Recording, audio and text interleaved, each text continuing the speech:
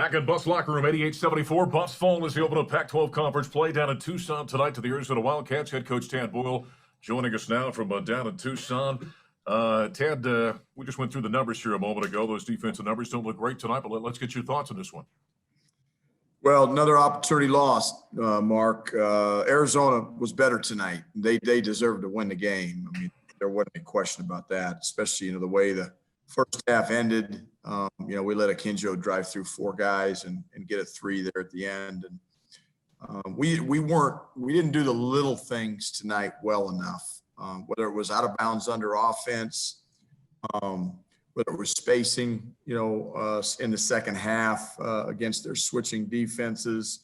We made some good individual performances, but as a team, I didn't feel like we really got things going, especially in that second half, and that's on me. I take responsibility for that. But we hang our hat on defense, Mark, as you know, and that's the second team in a row that shot 52% or higher on us. And look, Arizona, they played well. Their guards played extremely well tonight. But you give up 38 points in the paint to 18, so you're down 20 there, and then you got fast break points where you get 0 and they get 18. That's 38 points in a 14-point game.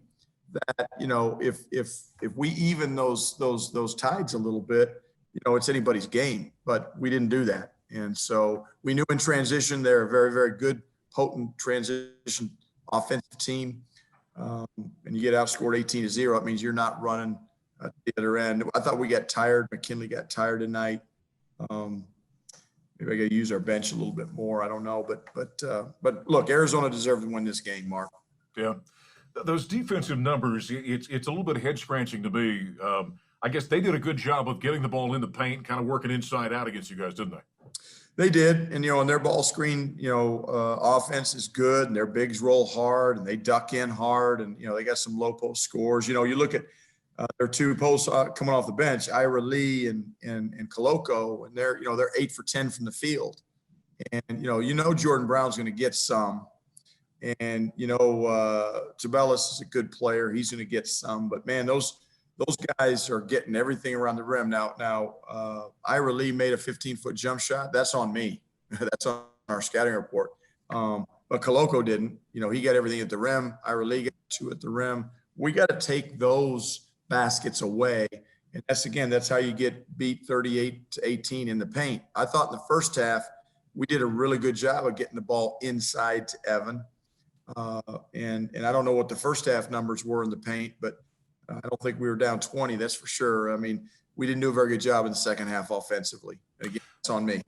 Tad, when I look at your numbers, you're 24-55 from the field, 12 of 26 from downtown. Does that indicate that offensively you guys just kind of started depending upon a three? A little bit. I felt like our guys felt like we needed a three to come back in the game. And we only got to the free throw line 17 times tonight. Again, if you think back to non-conference play, now I said this in the pregame, Mark, you and I talked about it's harder to get to the foul line in conference play than it is in non-conference play for whatever reason, but it's always been like that. So we only get there 17 times. Again, we make 14 of them, but we've got to put a little bit more pressure on the rim, whether it's from posting up, whether it's from driving the ball. I thought our guards really struggled in the second half. Driving the ball and finishing in the lane and making good decisions with the ball. They're two starting point guards, their 2 point guards have 10 assists and 1 turnover. Yeah, and we struggled in that area a little bit, I think, from the perimeter as well, making good decisions when we did get the ball in the lane. Yeah. One last thing here, we'll let you get to the mass media. Ken turned his ankle. You know much about that from the training staff? Yeah, I don't. He seemed okay coming off the floor, but it's a little tender. But we'll kind of get a feel for that tomorrow. I think he's a tough kid, but it was unfortunate there at the end. I probably should have gotten him out earlier, but he's such a competitor, and Arizona beat us tonight, Mark. They were the better team, deserved to win. I mean, there's no excuses. All right, Coach. Appreciate the time and safe travels the way home. All right. Thank you. All right. Okay, we'll continue with general media questions. Pat Rooney, do you want to go ahead? Coach, hear me okay?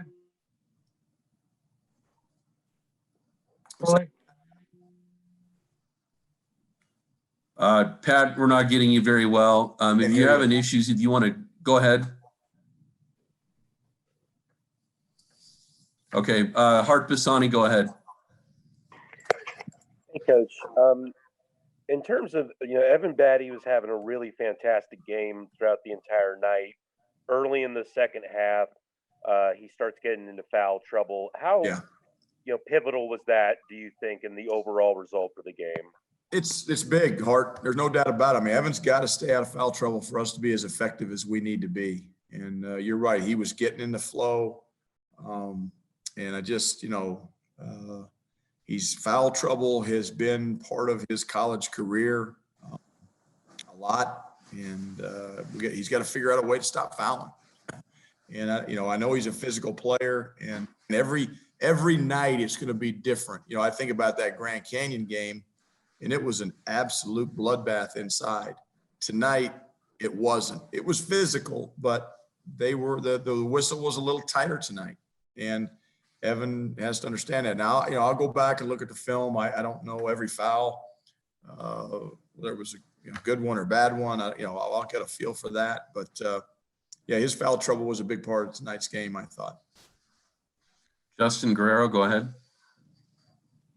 Hey, Tad, you alluded to it in your opening statement, but just in the second half, as that deficit mounted and guys are shooting the ball very quickly out of transition, a lot more three-pointers. Do you feel like you lost a little bit of offensive cohesiveness, structure, as guys were maybe looking to tie the game in just one shot? Absolutely. Yeah, and that comes from, again, lack of patience, lack of understanding that against Arizona, it's not going to be one pass, jump shot, get back in the game. And our guys, we're a veteran group. It wasn't our freshmen that were doing it. Because it was some upperclassmen, and we've got to be more mature and more patient, understanding that, again, against a good defensive team, you're not going to score right away. And look, Arizona, we're a good defensive team. We're not a great one, but we're a good one. I mean, we haven't played well the last couple of games defensively, but Arizona showed a lot more patience on offense, than we did. And when you try to get it all back at once, you can dig a hole for yourself, and that's exactly what happened. Coach, Pat's having connection issues, so I'm going to ask this next question for him. Jabari Walker had a strong first half. Why didn't we see him much after halftime? Yeah, again, it's hard. Jariah, we keep thinking Jariah is gonna make some shots. I thought, he played well.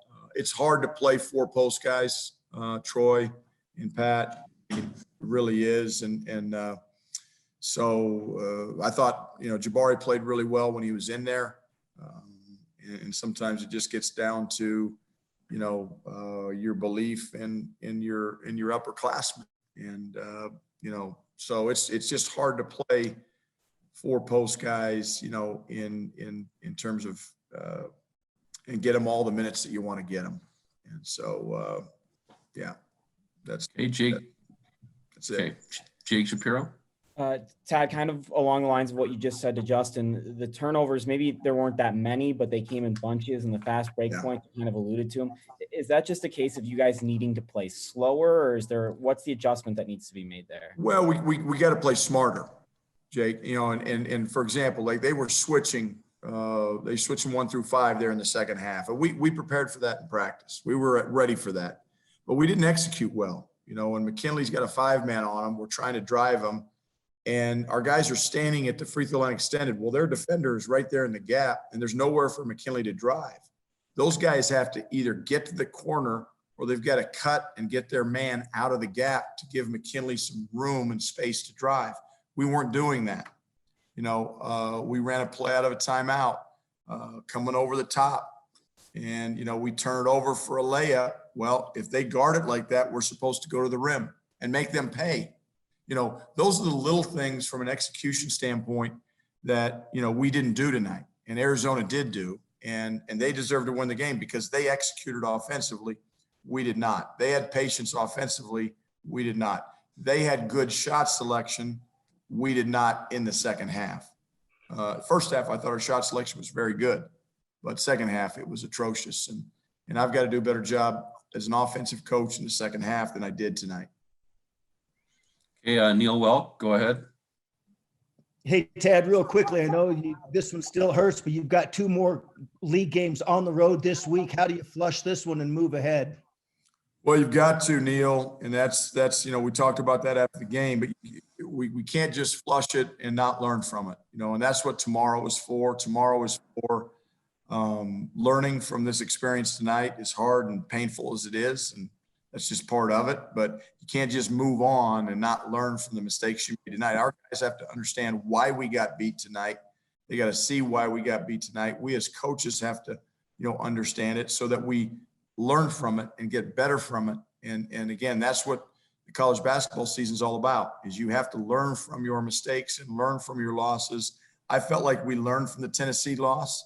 We have to learn from this loss. And then we'll turn our attention to USC. We've got plenty of time to do that. We've got 3 days. But tomorrow is, the first part of tomorrow is going to be on Arizona, what happened, tonight in Tucson. And then tomorrow afternoon, we'll turn our attention to USC, and then you flush it and put it behind you. But you better learn from it.